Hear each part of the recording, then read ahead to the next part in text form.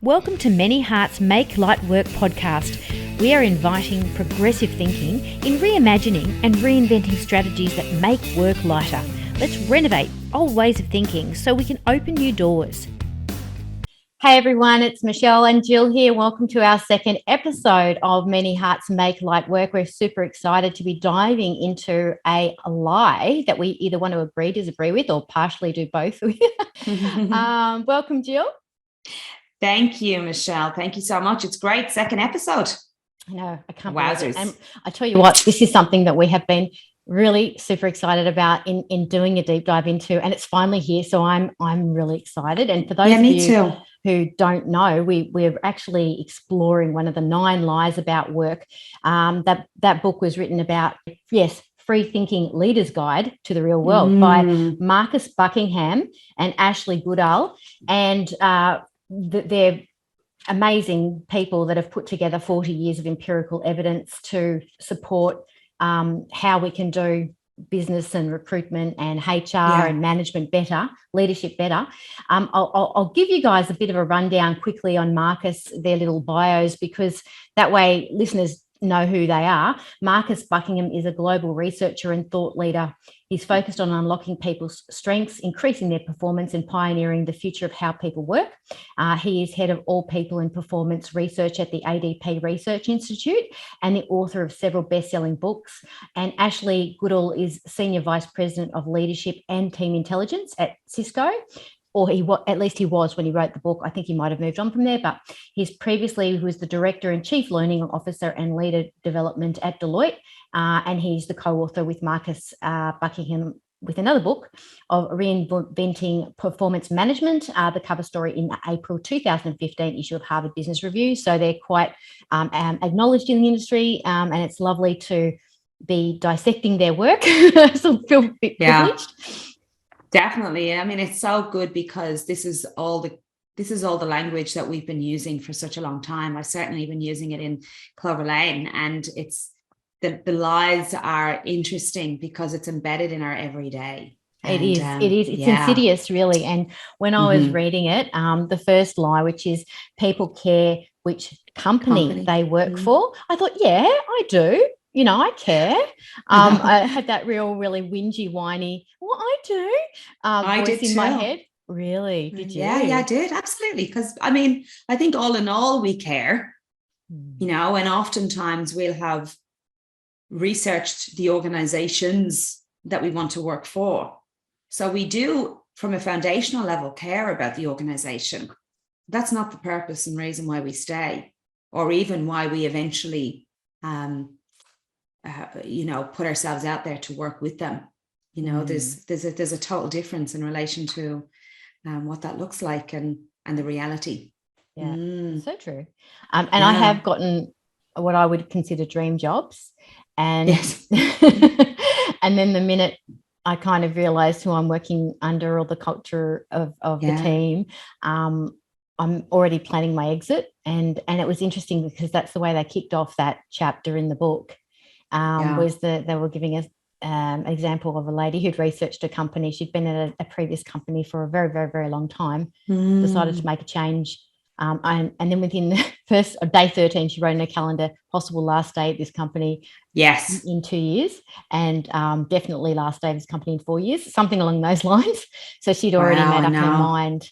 And I thought, wow, that's so true of me too. I will, really know whether or not it's worth staying in an organisation from a very early time. And I'll do my very best to have as many learnings as I possibly can to better myself and hopefully affect change in the organisation. But ultimately, you kind of know at the beginning how long you're going to stay. That's amazing. You know, very, very quickly, very, very quickly. And the other important thing on that is how you feel might be absolutely very different to how your colleague feels or somebody else, in the organization. And I think that's really important, that our perspective of the organization will always be different to the other. So what people tell us about the organization is often very different to how we eventually feel within ourselves. And that's got nothing to do with the organization itself, right? So that's the greater picture, and that, I guess, falls into the truth. Eventually, that when we get to speak about that later on. But Yeah, I know. I certainly have known over the years where I may feel like, wow, this is great. I've been given an opportunity. And then no sooner are you in that you think, okay, this is not going to be my forever place. And, we're planning the exit strategy pretty quickly. Right. And it's interesting because people, like companies, they kind of can tell, I think, when their workforce is engaged or disengaged, and they can kind of feel it. I think there might be a temperature that they're taking with, and they can't understand it.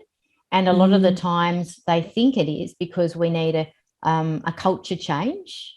Yeah. And what this book actually talks about is something very different to that, in the truth. And I before we jump into that, I do want to say that when I was reading the book and they were researching culture, they talked about that culture tells you who you are at work, which is interesting. Secondly, culture has come to be how we choose to explain success. A lot of companies have a culture of success that includes that culture. And then the third thing is that culture is a watchword for where we want our company to go. It's kind of a little bit vague and impersonal in a lot of ways. It is absolutely. And I also think that it's ego driven, right? So so somebody, the seniors in the organization are saying, this is what we want. This is what we want to happen in the organization.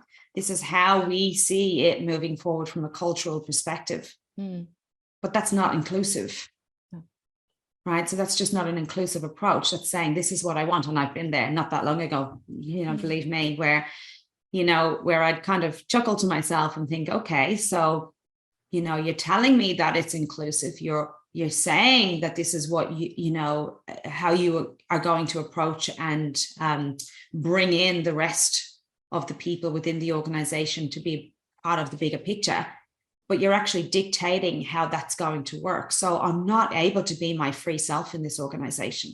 I can't have a voice because it's shut down, because my voice is now overpowered by what your decision is on how this works and how this successfully moves forward. So we're back to the ego. We're back to that ego-driven approach to culture. And, there lies the, problem really with, and why, ultimately people don't care which company they work for. They think they do. And this is what is discovered in a very short period of time, is that they think they do, and they might do a lot of research and land at their dream job. And then the minute they're in there, within the first sort of 5 minutes meeting their team lead, they're like, oh dear. And oh goodness, I've got to manage this situation rather than enjoy this next step in my life or this next amazing opportunity. And it's really distracting from that. And there can be a real shock and a horror for employees around that. That's a bit like shackles, isn't it? I mean, when you think about it, like, you arrive with this excitement to start your new job. It's been, let's say it's the organization that you've researched and you've put all this time into, time and energy into doing the research. Now you finally get the gig, you're finally in the role, and it feels amazing.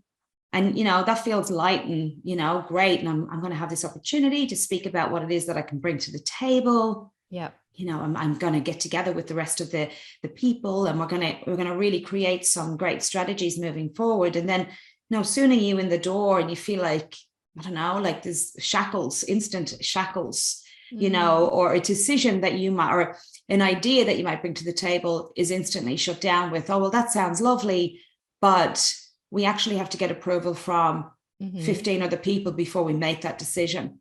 So it starts to diminish the idea that, well, we're free thinking. We're not free thinking in that space. It's just not free thinking at all. So the organization that you instantly thought, or you originally thought, is, wow, this is an amazing opportunity. I'm now here. I finally, I've willed it in and here I am. All of a sudden doesn't feel so wonderful anymore. And it really diminishes that trust of your workforce and things like that when and they use an example in the book where this particular lady who had decided that day that might be the last day that she works there in 2 years.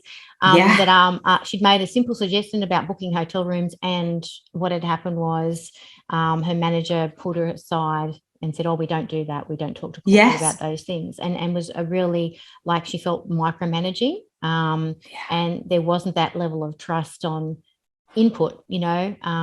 Let's all just be ourselves and not walk on eggshells here, and let's make suggestions, and let's follow the intuitive intelligence of the team. Absolutely. So thanks for mentioning that. And so one of the most important aspects of the research that in this book that I found was that they had wanting to know who the best performers in teams were that created this fantastic culture. And they came up with these 8 specific items of questions, or items that can be posed as questions. And they are these. Number 1, I am really enthusiastic about the mission of my company. Number 2, at work, I clearly understand what is expected of me. Number 3, in my team, I'm surrounded by people who share my values. Number 4, I have the chance to use my strengths every day at work. Number 5, my team have my back. Number 6, I know I will be recognised for excellent work. Number 7, I have great confidence in my company's future. And number 8, in my work, I am always challenged to grow. And these 8 aspects are actually going to be discussed and woven into the thread of this book as to the truths that they talk about versus the lies. And that can move us really into talking about the truth, which is instead of the lie, which we've commenced with, which the truth is instead of people care about which company they work for, people care about which team they are on. That is the absolute truth. And as we've already discovered in our talk today, it's so true, isn't it? Yeah, absolutely. Because the leaders create the team environment, right? Yeah. And if you take that whole process of people care which company they work for, how does that make sense in a space where organizations are all different sizes and shapes, and there's some have 10 people, some have 200 people and beyond, some have 2,000 people, and so on. So if you've got a really large organization and we say the culture is this overall, imagine all of the teams that are associated with that organization, the amount of leaders that manage each team. It's the team, it's the leaders within those teams that will drive the culture of the organization. Yeah.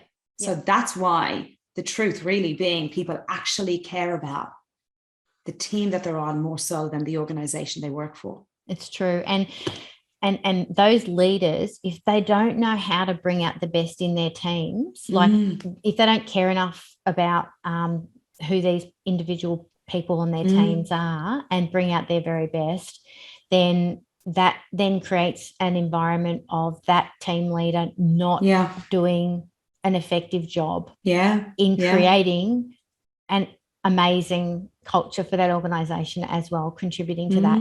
One of the things that really blew my mind when I was reading the book was them talking about how, like, work businesses don't really care much about teams because what happens in teams is extremely specific. It's so far removed from what they're doing that they don't want to know about it, and they just care about the culture of the organization, which what happens is that they're trying to roll out is a blanket uniformity or conformity. Yes. So that is not, there needs to be a balance between the individualism of a person and the engagement of the connection of them in their team and in the greater collective. Absolutely. Yeah. And then people need to feel safe to make decisions. And if they can't make decisions, they need to feel safe in at least being part of exploring what those final decisions should be. And if it's blanket rule, nobody has the ability or even the courage or security in speaking up. So a team will give them that opportunity and ask them, what do you think? This is something that we need to achieve. How do you think we're going to get there? Tell me what you would do. What's your strategy? Yeah. It doesn't mean that they'll go down that line, but it means then that what they have is the option to at least be part of the bigger picture.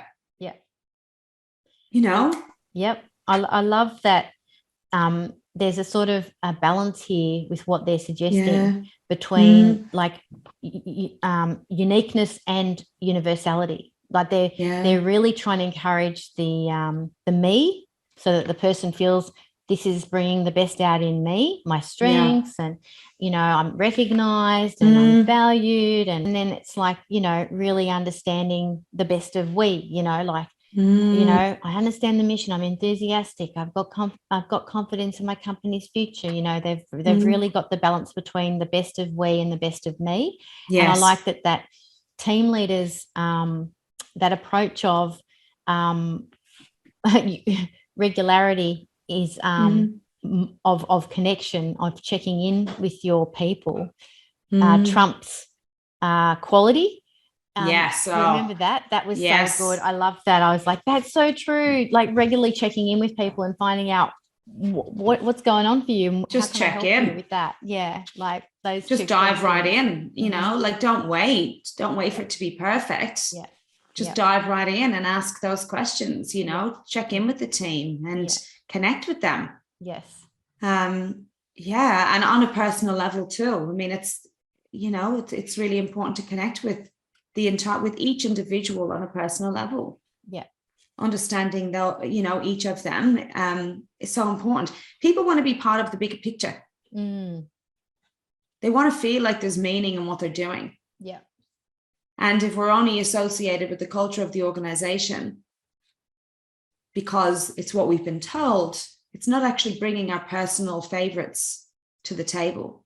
Yeah. And there has to be something, so there has to be a blend of, yes, this is who we are as an organization, but here's what I would like from you, and your value or your ideas are valued here.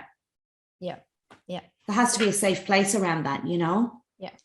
And in terms of retention, like there was no doubt that the answers to those questions, those statements, where people, you know, could say yes or no, and if they didn't feel confident in answering yes to those questions, they were the ones that were most likely to leave the company or be on a poor performing team. Yes. So those are really those incredible statements to look for in you know, in guiding your teams. And also I think just in terms of a good team leader, I loved what they were talking about. So that as a team leader, you're really what you're meant to be doing is caring most for what's within your control.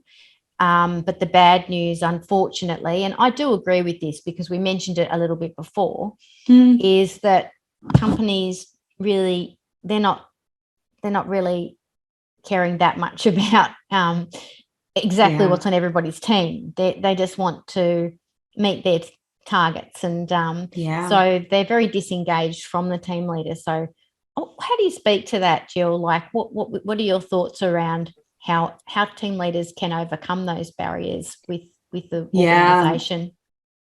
Look, it's a tricky one, isn't it? Because this is like a systemic issue, isn't it? This is something that we're talking about every day with clients all the time. You know, what do we do to kind of overcome those specific issues? But I really do think that there's a space between the senior management team where they almost have to let go of the apron strings to a degree, right? Like, so I feel like you have to let go. You have to be able to give them the opportunity to think outside the box. You have to give them you have to give the team members the opportunity to think outside the box, but that won't happen if the team leaders haven't got the say or the rope to be able to do that to begin with.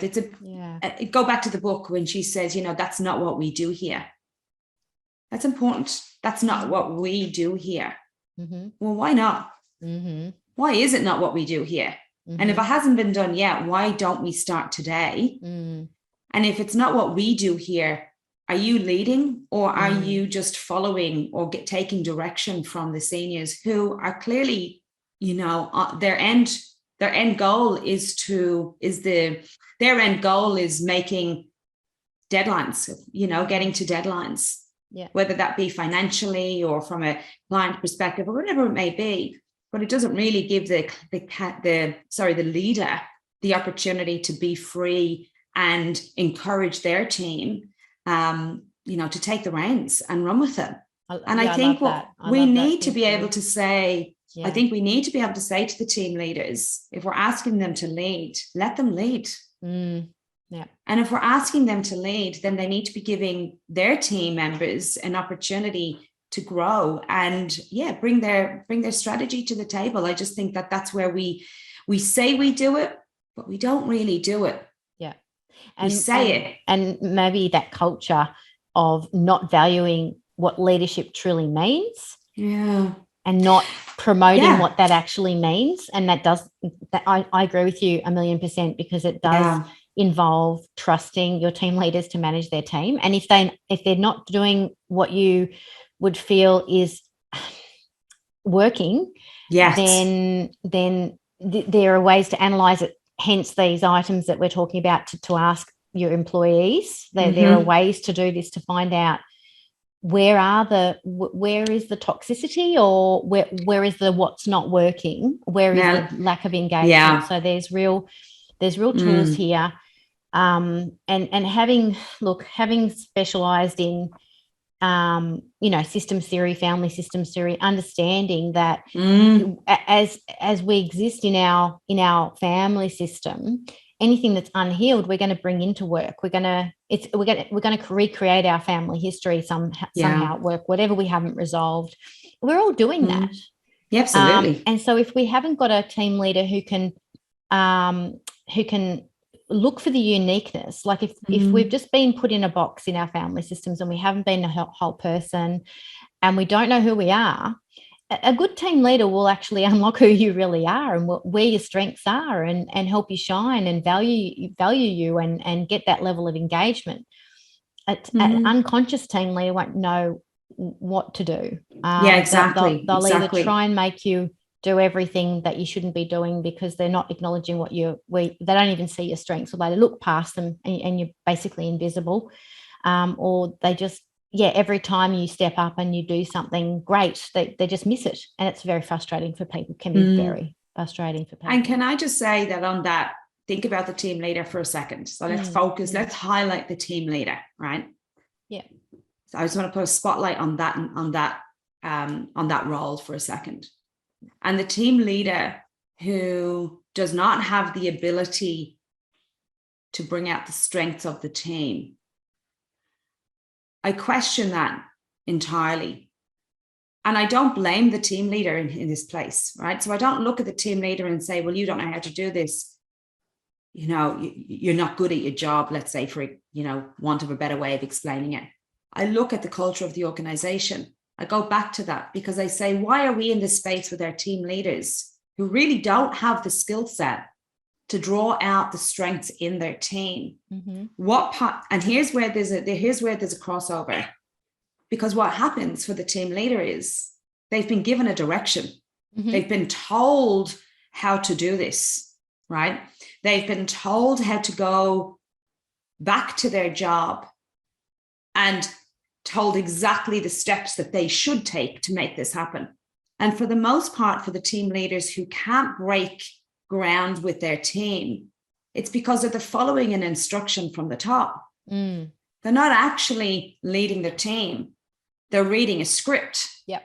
And it's within the script that they're not able to really build those relationships with their team. And you'll often find that with that, then think of the greater team, they lose respect for their team leader. There's a lot of chit chat behind the scenes. The team leader doesn't know when her team members are going to walk away or leave. There's such a disconnect. Yep. And I don't blame the team leader. I blame the organization. Yep. I hate the word blame, because this is really about education. I think that, in order to get this right, everyone, and mostly the organization, the CEO and the directors and so on, They have to be open to the idea that there's something else to learn from their perspective. They have to be open to the idea that maybe we don't know the right way to do this, and that's okay. That's absolutely okay. That is okay. Got to admit. Maybe our team leaders have the strengths, and that's the whole part of letting go of the apron strings, or not trying to put the organization into a box and saying, this is how we do. You know, I love it when, you know, and you'll hear this, Michelle, I hear it all the time. Oh, we've got a great team culture. We've got a great organizational culture. Oh, it's fantastic. Come and work here. And you see it all the time. I mean, it's advertised in some of the biggest organizations. Fabulous team culture, fabulous organizational culture. Well, from who's telling you that? Is that because you're saying it, or is it because your team are actually delivering on, you know, are they approaching their job in a way that they could answer all of those 8 questions and tick every box? Because I guarantee you, if that is coming from the top, there's a high possibility that if we were to go in and ask those team members, that we might have to deliver them some bad news, that what they think is happening is not actually what's really, really happening behind the scenes. Yeah. And it's interesting because at the end of this chapter, they say there are 3 things for you to do as a leader of a team. First, you should know as the leader of your team, you should know the answers to the 8 questions for your team. That's the first thing. And interestingly enough, if they don't know, then they don't really have a clue what's really going on for their team. They might have a really great projection of what they think. Oh, I'm such a good team leader. Oh, my team's fantastic. They all love me, especially, you know, a lot of team leaders can have a narcissistic kind of quality that's kind of makes them a leader, you know, that they could actually project that everybody loves them, and they have absolutely no clue who the individuals are on their team, how engaged they are collectively or individually, and that's a real shame. And then the second and third thing is that, you know, read on in the book to understand more clearly on how to build a great team, which as I said, in those 8 elements of those things, that those items, those questions that we should all really be asking our teams, they'll be woven into the book, which is great. I love that they double back on them. And the third thing is, when you're next looking to join a company, don't bother asking if it has a great culture. No one can tell you that in any real way. Instead, ask what it does to build a great team or great teams, it says. Absolutely. And I think, wow, well, who asks that in an interview? Nobody. I've never heard anybody who sat in front of me, and I've recruited hundreds of people, not one single person has asked that question. And if they had, before reading this book, I couldn't tell you. So and I'm the same, and because we're so aware of it, like it's a conversation that it's in my head every time I meet with a new prospective or a prospective client or a candidate, you know, that applies for a role. It's something that's in my mind. And even when it comes to advertising and job ads and so on, have a look on all the big job boards. I guarantee you're going to find a lot of them will say, oh, we have a great team, we have a great organizational culture. The culture of this practice or this organization is fantastic. And I find that, and it always leaves me with a little grin on my face, like, okay, you know, this is really what you're promoting, but actually, how do you even know? Because, you know, the reality is no one can know. It's too abstract. It's too abstract.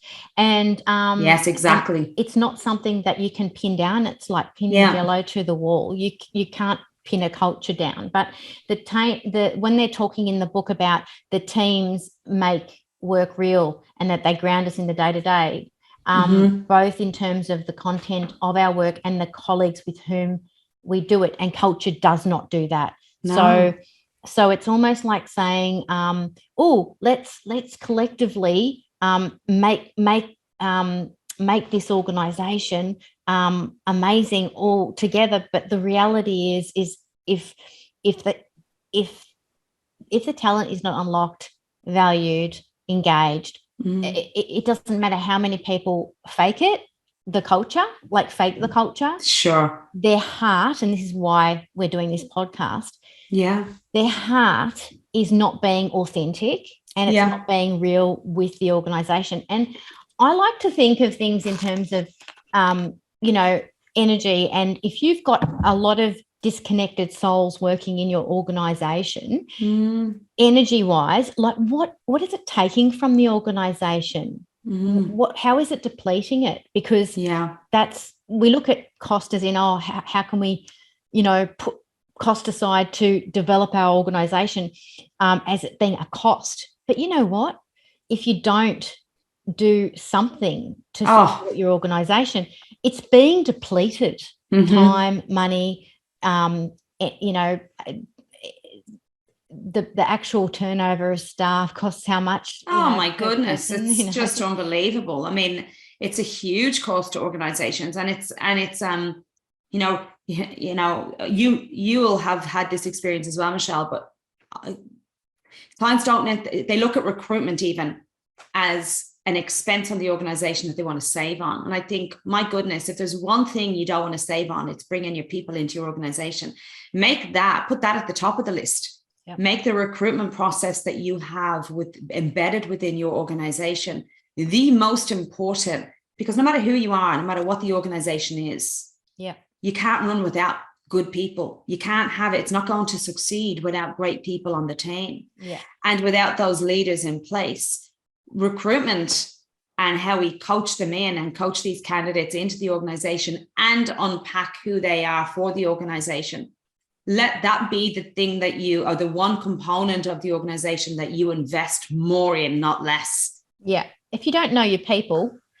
My goodness. And remembering also that onboarding, when you pay for recruitment, is a huge cost. We get it. It's not a cheap exercise, right? There's a lot of work that goes in behind the scenes for that, because what our focus is, between you and me, it's focusing on finding these team leaders, coaching them to really show up and bring what they've got to the table, and then instilling that level of skill with their team. Exactly.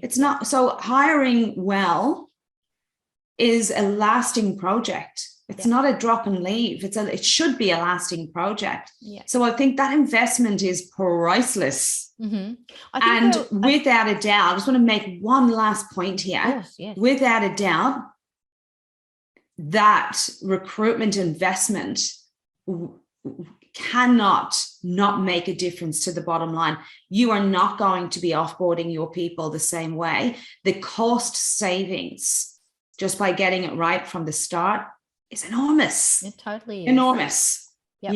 It's such a big thing. And often I've noticed a pattern where they'll invest in getting people in, not at the management level, like just get somebody else to do the job.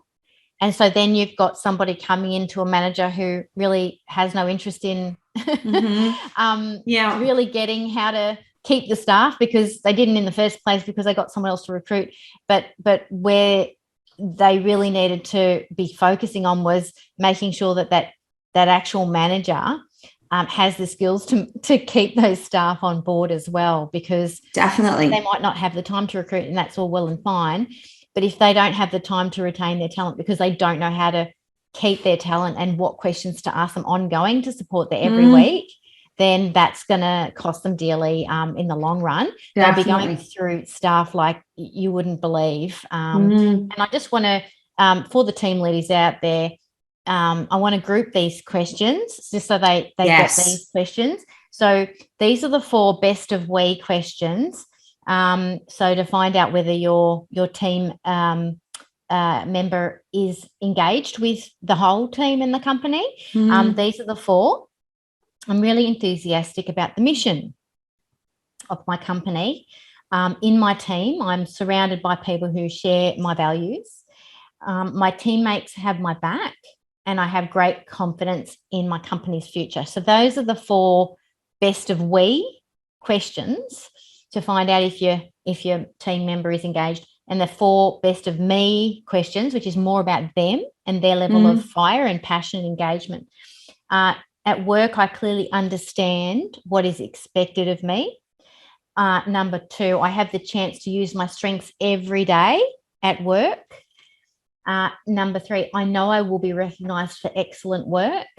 And number 4, in my work, I'm always challenged to grow.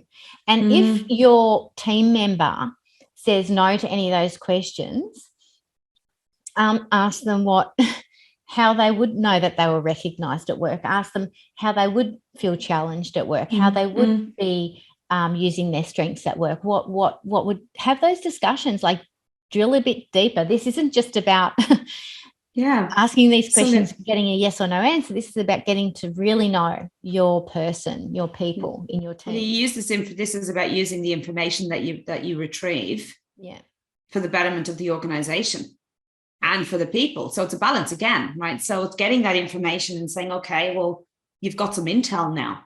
Yeah. Okay, you've got intel. So really, this is about knowing your people. It is really about. And so those basic questions, I mean, how simple are they when you think about it? How simple are those questions? And most of the time, well, probably not most of it, a lot of the time, we wouldn't have a clue what our team members and team leaders feel in relation to those questions. And what a shame, because so simple the way to get that intel, and so simple for us to better how we work from a team space. Yeah.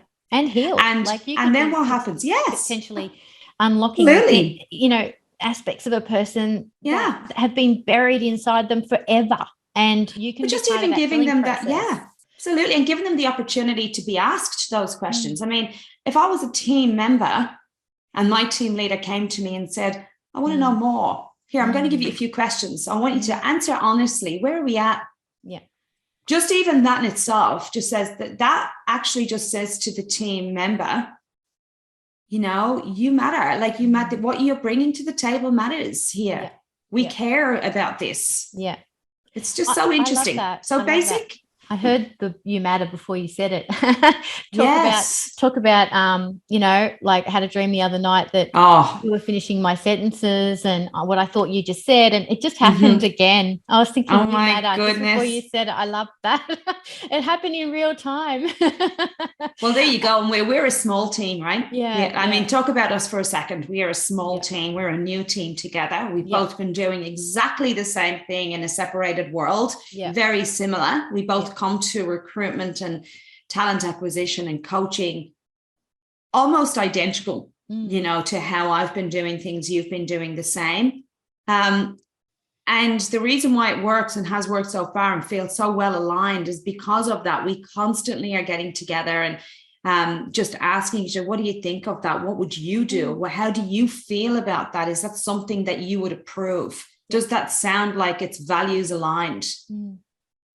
They're basic questions, but they give us so much information. Yep, absolutely. And in this team thing, I know we have to wrap it up, but I just want to just say one more thing, because I kind of heard it, when you hear things out of the ether. And often team leaders, they feel aggravated by their teams. Like that it's almost like they have to put up with their teams and manage them and deal with them. There's this kind of energy around it. But what we're talking about is really flipping the switch, and we're asking them to advocate for their teams. Because if you think about it, if they're so far removed from management because the management doesn't really care about individual teams, what the team leader's role transforms into is A, understanding his team, B, getting the best out of them, and then C, representing their team and being a spokesperson for their team in a way that's convincing, almost like a salesman or a saleswoman having to sell their team to the management so that they understand what the needs are, why, how this can benefit the organization. So there's a real shift here in energy from just putting up with them, got to manage my role, got to manage my team, to I'm a champion of my team. Yeah, and absolutely. that's my job. Yeah, absolutely. And what's the benefits of getting it right? It's just, think about that for a minute. What's the benefits of getting it right? You end up with a team that wants to come to work every day, that enjoy coming to work, or maybe doesn't want to. Let's be honest, we all have lives. So we have to have a reality around, our drivers and what gets people into the office every day. But at the same time, it's just getting this right, and having the respect for the culture and the team, having it and understanding both. If we can perfect that, which we know we can because we do. If we can perfect that and deliver that with organizations, I am so confident that they are going to end up with, incredible outcomes, absolute incredible outcomes. For the longevity of the team will just instantly take shape. I mean, and people talk, right? So then people are going to be saying, instead of a company trying to sell the culture, people are going to be saying, oh my God, you got to come work on my team. It's amazing. And then you've got this natural organic influx of abundance coming towards you of really good people who want to actually work in that kind of team. Yeah. People aren't dumb. People aren't stupid. They're actually quite intuitive, insightful, and they can really usually tell from the get-go whether or not this is going to work or not. And the other thing is, now aren't we in this space of, we're in this COVID world. So, and I'm going to probably say this in every episode that we have, because let's be honest, it's not ending yet. We're still in COVID, right? It's still happening. But it's been an enormous shift for us from an employment perspective. Huge shift. Like, we're way into the future in relation to how we do this. Yep. So if we don't take that into consideration and we assume that we can do things the way we did, we are, and I know it's at the last episode, but I'm going to probably say it every one, we're going to get lost in the process of change. And we as humans are now changing the way and why we work. Everything that we thought is not anymore. Okay. What we thought we needed to live with, we know we can live without. So we're arriving at work in a different way. We're open-eyed this time. We're not kind of head down, bum up in this approach of got to get the job done. And I can, ticking off at 5 o'clock, get me out of here. Because that's happening, right? But that's not happening the same way anymore. People they don't want to arrive to do that anymore. They're saying, no, I actually want to be a part of something. If I'm going to be here, why would I be? What am I here for? So we're doing it differently. So if we don't open up to that difference and look at ways to grow our teams in a different, in a more productive and inclusive way, we're not helping our organizations really grow. So I encourage everyone to explore these opportunities. Explore. We all want to grow. I know that. We all want to grow our strengths. We do. One of those questions, and it puts a fire in our belly and makes us excited and makes us want to get up in the morning and get in, and it's exciting. So I'm, work or love for work, it makes light work of it. So, and next week we've got a lovely episode exploring the second lie, which is, let's see if you think, guys, just listening to this is the best, a lie or not. The best plan wins. We are going to be exploring that lie and the truth next week on Many Hearts Make Light Work. Yes. So thank you so much for a wonderful episode, Gill, and I look forward to next time that we explore this next lie together, so that we can unveil an exciting journey, right? More truths and revolutionize the way people do people and people do business. Yeah, absolutely. Look forward to the next one. Woo-hoo. Here we go. Thanks, everyone. Thanks.